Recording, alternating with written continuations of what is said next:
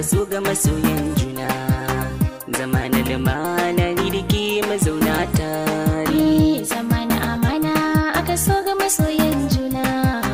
Zama na lumana ni da kai mazauna tare. Bismillahirrahmanirrahim. Mai sauraro assalamu alaikum wa rahmatullah.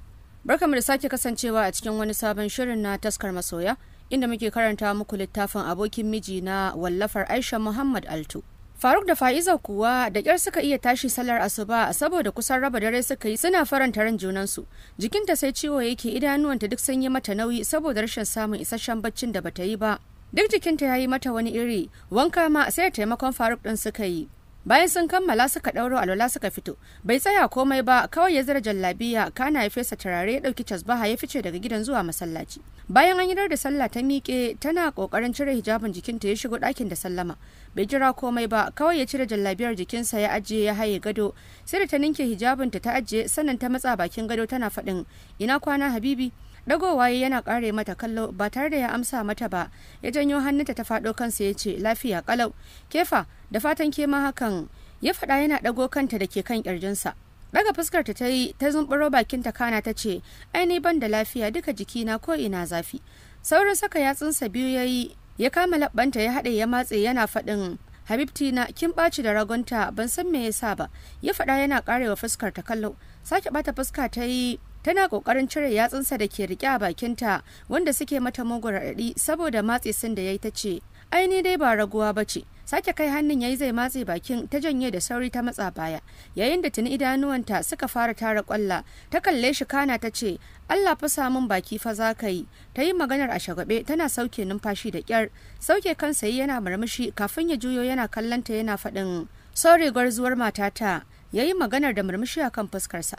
Dan kallonsa ta yi, kana ta kumbura baki, tana limshe ido cike da shagaba ta ce, ni dai ban yarda ba sai na rama. Tusgota ya yi ta faɗo jikinsa, ta yunkura za ta tashi, ya sake mai da ita ya kwantar da ita ya kankame ta, yana faɗin, ai na ce ki yi haƙuri ko? Haɗe fuska ta yi, ta fara mutsu-mutsu, tana ƙoƙarin tashi daga jikinsa. Birkice ta yi, ta koma ƙasansa. Waro ido ta yi ta kalle shi a maraice ta ce, ni dai ka ɗaga ni, ka danne min jikina don Allah. Hancinta ya ja, kana ya ƙara danne ta da kyau yana faɗin, ki natsu, bacci kawai nake so mu yi a haka. Idanunta suka tara ƙwalla, ta zaro ido tana faɗin, Allah kashe ni za ka yi. Sumbatar goshinta ya yi kafin ya kwanta a gefenta, ya ɗago yana hararta yana faɗin, ashe dai ke raguwar ce. Jin ya ɗaga ta, ya sa ta tashi da sauri, tana gyara wuyan rigarta da ya zame tana faɗin, na ji ɗin babu komai. Ta faɗa tana ƙoƙarin sauka daga kan gadon. Riƙau hannunta ya yi, ya tsare ta da idanu ya ce, ina kuma za ki je? Ta ce, zan je in... Bai bari ta karasa ba, ya jawo ta faɗo jikinsa ya ce, babu inda zaki je, kwanta mu yi bacci. Ta ce, idan na kwanta ban yi mana abinci ba to me za mu ci? Cikin nuna alamun rashin damuwa ya ce, komai mana. Ya faɗa yana kwantar da ita a gefensa, ya ja bargo ya lallaɓe musu jiki kafin ya ce, ki bari mu ɗan huta kaɗan tukunna, kin san jiya ba ki bar mu mun yi wani baccin kirki ba. Sake lafewa ta yi a jikinsa kana cikin shagaba ta ce, ai kai ne ka hana mu baccin, kuma ka sa jikina sai ciwo yake ta min, amma shine zaka ce wai ni ce na hana mu bacci? Ba tare da ya furta komai ba, ya sambaci leɓanta. Kasancewar baccin suke ji dukkaninsu, shi yasa ba su ɗauki wani dogon lokaci ba, bacci ya yi awon gaba da su. Fa'iza kuwa baccinta bai yi nisa ba, ta tashi. A hankali ta zare jikinta a nasa, ta sauka daga kan gadon, bayan ta sake gyara masa kansa da ya zame daga kan filo, sannan ta fice daga ɗakin. Cikin nutsuwa ta gama haɗa musu lafiyayyen breakfast, ta kwashe komai a kuloli, ta dawo ta hau gyaran falo. Sai ta gama tsaf, ko ina yayi kalkal gwanin ban sha'awa. Sannan ta kunna bona, ta zuba turaren wuta, ko ina ya gauraye da kamshi. Kana ta shirya abinci a dining, ta koma bedroom din ta yi wanka. Sai da ta yi wankan ta shirya tsaf cikin doguwar rigar atamfa da ta yi mata mugun kyau, kafin ta feshe ilahirin jikinta da turare mai kamshi. Faruk kuwa cikin baccinsa ya ji sanyayyen kamshi, gabaki ɗaya ya gauraye ɗakin, ko ta ina yana shiga hancinsa. A hankali ya buɗe idonsa, ya sauke su kyama kanta, ya ɗan limshe su kafin ya sake buɗewa ya kalle ta. Sai ya saki wani ƙaramin murmushi, ya tashi ya sauka daga kan gadon ya nufe ta. Tana tsaye a gaban madubi tana gyara ɗaurin ɗan kwalinta, ta ji ya zuro hannayensa ƙugunta, yana tura kansa cikin wuyanta, yana shakar da daɗin ƙamshin turaren da yake mutuwarsu. Suna kallon juna lokaci ɗaya a cikin madubin, murya ƙasa-ƙasa ya furta, kin yi kyau hasken zuciyata. ya faɗa yana ƙara tura kansa tsakanin wuyanta. Hannunta ta sa ta ɗago kansa ta juyo gabansa suna fesin ɗin juna, ta sumbaci kumatunsa kafin ta ce, ka je ka yi wanka sai ka shirya ka fito falo, ina jiran ka mi breakfast. Binta yi da kallon mamaki kana ya ce, kar da ki ce har kin yi girki, ya faɗa yana tsare ta da ido. Yar dariya ta yi kafin ta ce, ai kuwa na kammala komai duk kana bacci. Gashi har na yi wanka na tsantsara maka kwalliya, ta faɗa tana kashe masa ido ɗaya. Jinjina kansa yayi yana faɗin, sosai kuma kwalliyar ta ƙayatar da ni ba, sannan kuma na yaba, har tukuici zan bayar. Ya karshe maganar tare da matso da fuskarsa kusa da tata, yayi kisin ɗinta. Fa'iza da ta ji saukar kis babu zato babu tsammani, sai ta ji duka jikinta ya saki. Ta sake shigewa jikinsa ta tallafo kansa, ta shiga mayar masa da martani tana wani irin ƙanƙame shi. Sai da ya goge mata jambakin nan nata tas, kana ya sake ta yana dariya. Ya ɗauki tawel ya shiga ban ɗaki ya barta a nan tsaye tana kumbura baki da fushin ya ɓata mata kwalliyarta. Ko da Faruk ya fito daga wanka ya samu Fa'iza har ta zaɓo masa kayan da zai saka, ta taimaka masa ya shirya tsaf, kana suka je suka yi breakfast, bayan sun gama suka dawo falo suka yi zaman su suna kallo. Ranar wuni suka yi a gida suna shan soyayyar su. Faruk ko kofar gida bai iya fita ba, duk da Musin ya ce za su haɗu, bai sa Fa'iza ta bar shi ya fitan ba, saboda kar Musin ɗin ya dame su ma sai ta kashe wayoyin Faruk ɗin gaba ɗaya ta ɓoye, don kar Musin ɗin ya nemi takura musu. Shi ko Musin tun da ya juwar Faruk a kashe ya fara zargin akwai wani abu, don ya san duk rantsi Faruk baya taba kashe wayarsa in dai ba an tura su wani guri wanda babu network ba, amma ko ruwan shiga wani lokacin yana barin wayarsa a kunne sai ya ajiye ta a gida idan ya fito ya sami miss calls. Abin mamaki kuma yau gashi a gida amma kuma wayarsa a kashe. Take zuciyarsa ta shiga raya masa abubuwa da dama akan Faruk da Fa'iza, yayin da dukkan wani tunaninsa ya tsaya akan Faruk ya kashe wayarsa ne kawai saboda ya samu damar kasancewa da Fa'iza sosai. Wannan tunanin ya sa gaba ɗaya ya ji hankalinsa ya tashi, ya miƙe da sauri ya zura jallabiyarsa ya ɗauki makullin motarsa ya fito. Jamila na zaune a falo tana cin abinci, ta ga fitowarsa kamar an koro shi. Daga kai ta yi ta ƙare masa kallo kafin ta ja tsaki ƙasa-ƙasa, lokaci ɗaya ta ɗauke kanta ta juya ta ci gaba da cin abincinta. Wani takaici da haushi ne suka ƙara kama shi, ya ƙara sa gabanta a fusace, ya tsaya a kanta cike da ɓacin rai ya ce, da wa kike? Na cewa kika yi wa tsaki, ya faɗa yana huci kamar wanda ya yi dambe. Banza Jamila ta yi da shi, ta ɗauke kanta kamar bata san Allah ya yi ruwan tsiron Musin a gurin ba. Shi ko Musin sake matsawa gabanta yi a hasale kamar zai faɗa kanta ya ce, wai na ce da wa kike tsaki Jamila? Banza ta sake yi da shi, ta miƙe ta ɗauki plate ɗin abincin da take ci za ta bar gurin. Saurin shan gaban ta yi yana faɗin, wallahi ki shiga taitayinki da ni ba sokon namiji bane da zan zauna kina min dukan abin da kika ga dama a cikin gidana. Kuma in banda iskanci da wulakanci har ni zaki kalla ki yi wa tsaki har kina wani ɗauke kai saboda raina ne da kika yi ba kya ganin mutunci na? Bata tanka masa ba, ta raba ta gefensa za ta wuce. Fisgo ta yi da ƙarfi ta dawo da baya ya hankaɗe ta. Ya barar da abincin hannunta ya bi yana tattakewa da kafarsa, kana ya dago yana faɗin, wallahi na fi ki tashanci, wato don ki ƙara nuna min ke cikakkiyar 'yar tasha ce mara mutunci shine ina miki magana kika yi banza da ni kuma kika tashi zaki wuce ko? Wato ga ɗan iska yana yi miki magana. Yayi maganar yana mai binta da wani irin banzan kallo. Kafin ya nuna ta da yatsa yana faɗin, ai dama an daɗe ana gaya min in dai gidanku ne dama ba mutunci gare ku ba, gabaki ɗaya ba ku da tarbiyya, dama ni rufa miki asiri na kawai na kwashe ki, tunda an riga da an gama zubar da mutunci a titi an rasa wanda zai kwasa. Shine ni daga cewa ina so aka nanike min aka hana ni rawar gaban hantsi, sai da na yi jihadi na kwasa sannan aka saurara min, to ba zan ɗauki iskancin ki ba kuma zan zuba ido ina kallon ki kina raina ni ba, saboda ni ba sa'an wasan ki bane. Kuma idan kin ce wasa ne, ki ci gaba da yi min irin wannan iskancin ki gani ko zan kyale ki, dan tsab zan sake ki na kora ki gidanku, dama tausayi kike bani, hakan yasa nake zaune da ki, amma babu uwar abin da kika tsina namin sai shegiyar jarabar ki ta tsiya da kike addaba ta da ita. Ya ƙara she maganar tare da jan tsaki, kana ya juya lokaci ɗaya ya nufi kofa zai fice. Jamila da ke tsaye ta dukar da kanta tana sauraron duka irin zagin cin mutuncin da Musin yake mata. Lokaci ɗaya ta ji ƙwalla ya cika mata ido, ita me laifinta, menene ya haɗa ta da shi? A sanin ta dai jiya da daddare ne ya nemi ya kwanta da ita amma ta ƙiyarda, ita kuma ta yi hakan ne saboda ya gano tana da daraja. Tunda baya taɓa tashi sanin mutuncinta sai dare ya yi, sannan ya lallabo da buƙatarsa, kuma ko da safe da ta gaishe shi ya amsa bai nuna mata komai ba. To yanzu kuma menene ya faru zai zo yana mata irin wannan rashin mutunci har yana neman ya zagi iyayenta. Idan ma wani ne ya ɓata masa rai, ai ba kanta ya kamata ya zo ya huce ba, tunda dai bata san hawa ba ballantana ta san sauka. Har ya kai bakin kofa zai fice, ta ji ta kasa haƙuri, ta bi bayansa da sauri ta sha gabansa ta tsaya. ta dokar da kanta cikin sanyin murya ta ce, ka yi haƙuri don Allah, ban yi da niyyar ɓata maka rai ba, hasali ma tsakin kubuce min yayi. Wani dogon tsaki ya ja kafin ya janye ta a gabansa yana faɗin, da Allah ni matsa min a hanya ta na wuce ba da lokacin saurarar wani shirmanki. Abin da na sani kawai shine na gaji da ke, kin kusa ki bar min gidana tunda ba uban wani ne ya gina min ba. Wani irin kakkauran abu ne ta ji mai zafi ya ciki kirjinta. Ta dago kai tana kallon sa kafin ta shiga aika masa da wani kaskantaccen kallo wanda idanuwanta suka cika da kwalla. Kana ta fara faɗin, ba zan taɓa yarda na biye maka ba, saboda na ga alamar biye maka ba shi da wani amfani tunda ba sanin ciwon kanka kai ba, ballantana ka san na wani. Kuma da kake maganar gidanmu babu tarbiyya, ai naga kai gidan naku cikakkiyar tarbiyya ce da ku. Ko kuma in ce tarbiyyar da aka koya maka din ce tun daga farko take ɗawainiya da kai har zuwa yanzu. Shi yasa naga ka san darajar mahaifiyarka kuma kake girmama ta yadda ya kamata. Duk cikin tarbiyyar ce, kuma jiya da muka je gidan amininka naga ka tsare matarsa da idanu, duk wani motsi da za ta yi akan idanuwanka kana binta da kallon ƙurilla. Wannan ma daga hannun da ya a fusace ne zai kai mata mari ya hana ta karasa maganar da ta yi niyyar faɗa. Ta watsa mai harara, kana ta bige hannun nasa tana kallon cikin idanuwansa. Fuskar ta ɗauke da wani malalacin murmushi ta ce, ni dai na san Muhsin ba fin Jamila tarbiyya yayi ba, haka Jamila ba ta fi Muhsin lalacewa ba, kuma idan kana maganar an gaba zubar da mutunci a titi ne, ai tare da kai aka gama zubarwar, ta ya kake tunanin zaka samu wacce bata kai Jamila lalacewa ba? Bayan kai da kanka Muhsin ɗin lalatacce ne. Shi yasa Allah ya yi duba da yanayinka da nawa ya haɗa ka da ni a matsayin matarka, ne ma kuma ya haɗa ni da kai a matsayin mijina. Kaga kuwa mun yi daidai da juna, saboda babu ta yadda za a yi ka gujewa wacce ka lalata ka yi gudun aurenta, sannan kuma ka ce za ka je gaba ka iske kintsatsiya wacce ba a taɓa lalatawa ba. Ta yi maganar tana girgiza kanta, kana ta ci gaba da faɗin, ba zai taɓa yiwuwa ba. Ai idan har ka guji wacce ka lalata, to ko dole za ka je gaba ka samu wacce wani ya lalata kuma ka kwasa kamar yadda ka faɗa. Don haka gani ka kwasa kuma ka kwasa har abada da ikon Allah, saboda aurenmu ne da kai mutuka raba, babu yaji ballantana saki.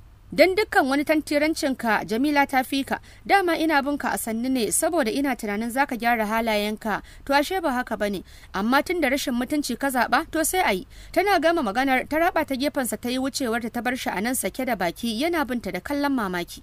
Ita ko Jamila ko a jikinta ta ɗauki plate ɗin da yawanci kalar a tsakiyar falon ta yi shigewarta da shi kicin ta aje, sannan ta ɗauko tsintsiya da faka ta zo ta tattare abincin da ya watsar ta kwashe ta je ta zuba abin shara. Sannan ta ɗauki wani plate ɗin ta ƙara ciko shi da abinci ta fito ba tare da ta sake bi ta kansa ba ta shige ɗaki. Babu jimawa ta sake fitowa har lokacin yana nan a tsaye inda ta bar shi, ta buɗe ƙaramin fridge ɗin da ke falon ta ɗauki ruwa mai sanyi da lemo ta koma ɗakin. Wani kululun bakin ciki ne ya tokarewa Muhsin a makoshi, ji yayi gaba daya duk karfin gwiwar da ya fito da ita na zuwa gidan Faruk ta gudu, sai ma wata fargaba da take neman ta cika masa zuciya. A hankali ya ja kafarsa ya koma cikin falon ya zauna akan kujera, ya dafe kansa kafin ya dago yana cije lebansa da karfi, kana a hankali ya furta, lallai Jamila ta gama raina ni. Kenan jiya kura min ido ta yi har ta gano kallon da nake yi wa Fa'iza? Ya faɗi hakan a fili yayin da aransa kuma yake jin wani bala'in haushin Jamilan gaba ɗaya ya cika masa zuciya. Ita kuwa ɓangaren Fa'iza da Habibin nata sai zuba soyayyarsa suke yi hankali kwance, babu abin da ya dame su.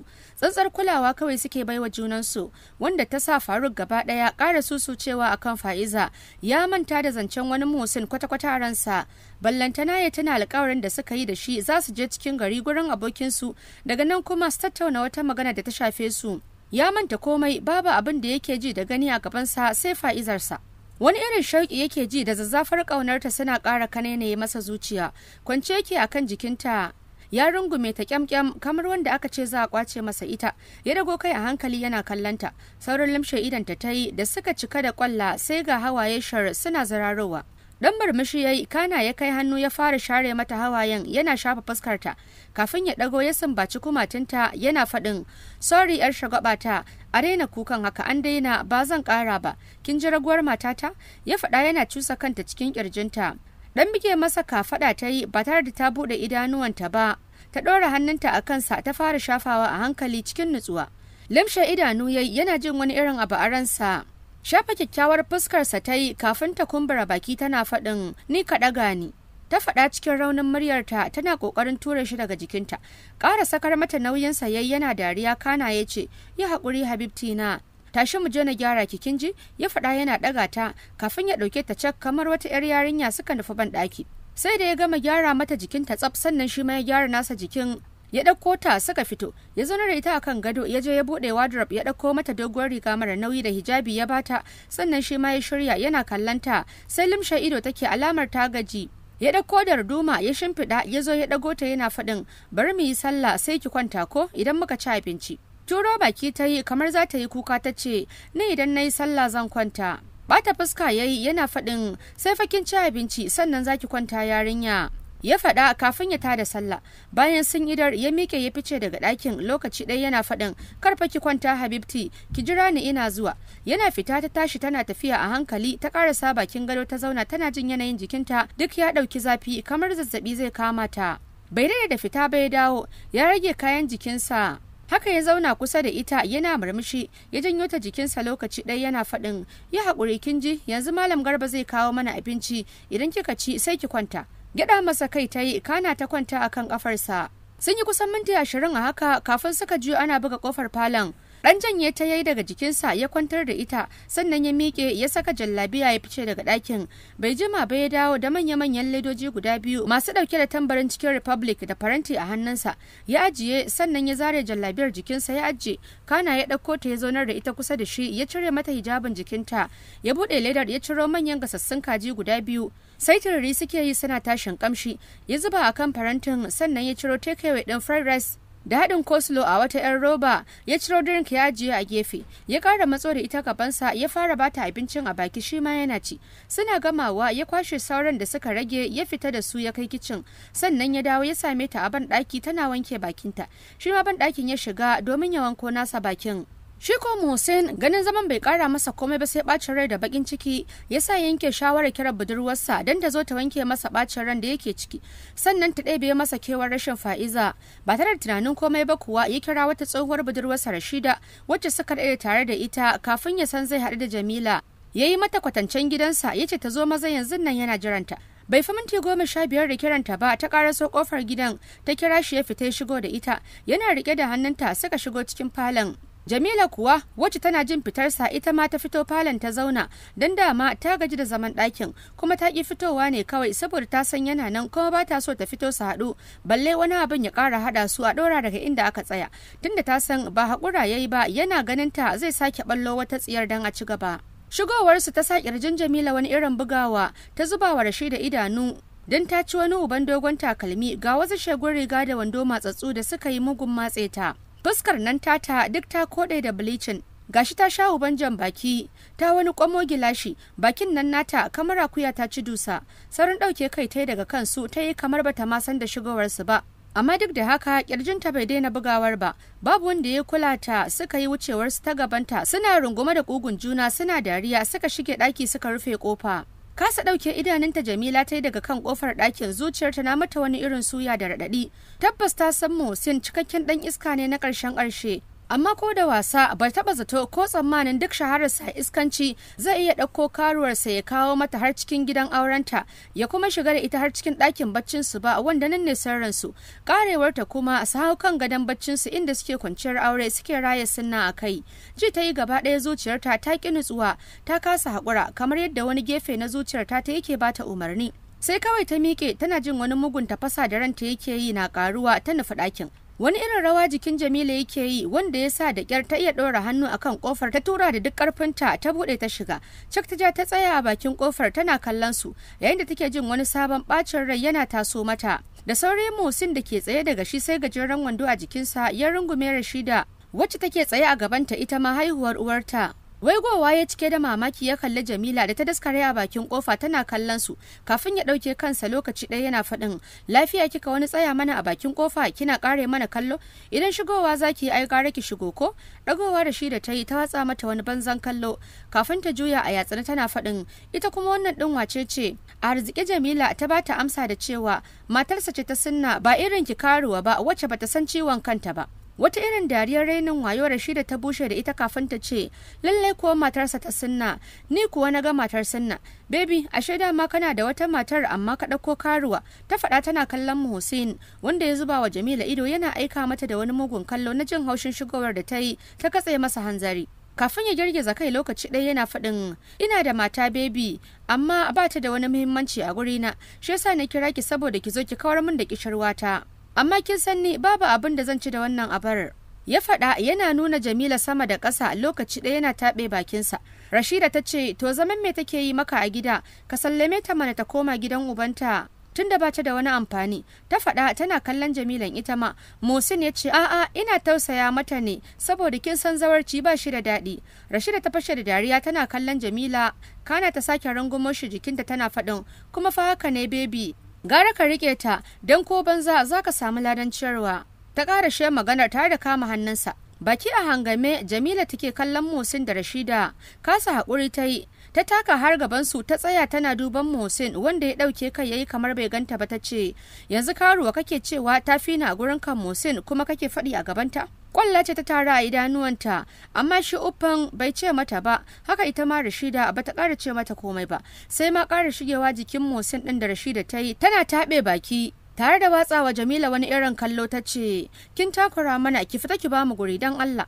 Banza Jamila ta yi da ita ta ce, kana jin abin da take faɗa fa, ka kore ta don Allah, karuwa ce fa, bai kamata a ce ka nuna mata tafi ni daraja da muhimmanci a gurin ka fa Musin. Don Allah ka daina cewa tafi ni a gurin ka, saboda ni din matarka ce ta sunna kaji. Ka daina haɗa daraja ta da karuwa. Gyaɗa mata kai yayi cike da tabbatarwa sannan ya ce, sosai kuwa zan ƙara faɗa tafi ki sau dubun dubata. Wani mugun kallo Jamila take aika masa mai cike da bakin ciki da bacin rai, kafin cikin ƙunar rai ta daga hannu ta ɗauke Rashida da wani gigitaccen mari wanda ya sa Rashidan ta ƙwalla wata azababbiyar ƙara. Kana ta dafe kumatunta tana kallon Musin ta ce, baby kana kallon wannan abar, ta daga hannu ta mare ni a gabanka? Jamila ta ce, ai ba iya marin ki kaɗai ma zan yi ba, dukan tsiya zan miki in ci ubanki.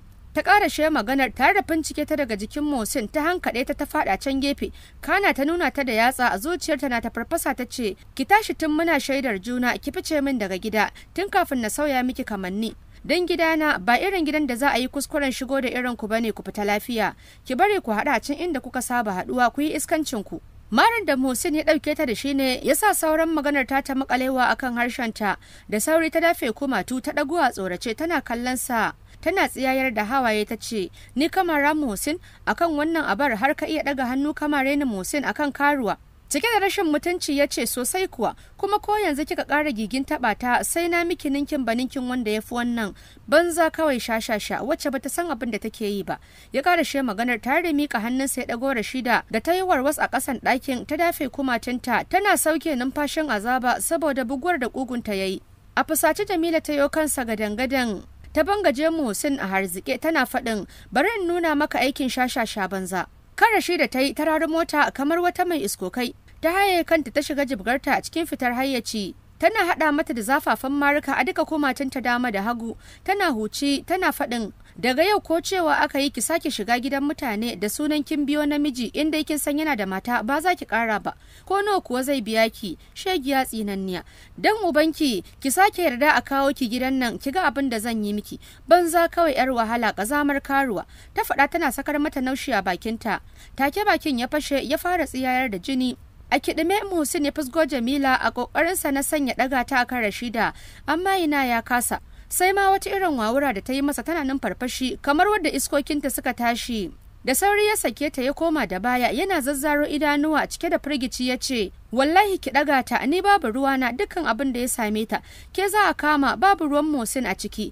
Ya faɗa cike da tashin hankali, amma Jamila ko ɗago kai bata yi ba balle ya sa ran za ta saurare shi. Sai ma fusgo kan Rashidan da ta ƙara yi, ta cafki tilin kitsan attach ɗin da ke kanta da masifaffen ƙarfi ta ja tana huci ta ce, sai dai dukkan abin da za a yi min a yi, amma yau sai na koya muku hankali daga kai har ita ɗin, tunda dukkaninku ƙananan 'yan iska ne gantalallu. Yau zan nuna muku na fi ku iskanci. Ihun azaba Rashida ta kurma sakamakon wani damƙa da Jamila ta yi wa makogaranta, ta zazzaro idanuwanta waje cikin azaba ta fara shura kafafuwanta tana kakari kamar wacce za ta mutu. Lokaci ɗaya tana miƙa wa Musin hannu alamar ya zo ya cece ta. Sake rudewa Musin yayi cikin rawar jiki yayi kansu cikin tashin hankali yana faɗin, ke Jamila wai kashe ta kike so ki yi ne? Juyawa ta ya fusace kamar wata mahaukaciya ta kai masa wawura ta fusgo kafafunsa da sauri ya daka tsalle ya koma gefe yana karkarwar jiki. Kafin ya hau roƙonta yana haɗa ta da girman Allah akan ta ɗaga Rashida ta dawo kansa, amma yana Jamila ko jinsa ba ta yi. sai ma ƙara zagewa da ta yi tana jibgarta da iya ƙarfinta tana haɗa mata da zagi na rashin mutunci. Mai sauraro bari mu dakata a nan sai ka biyo mu a shiri na gaba. Zama na amana aka so ga masoya.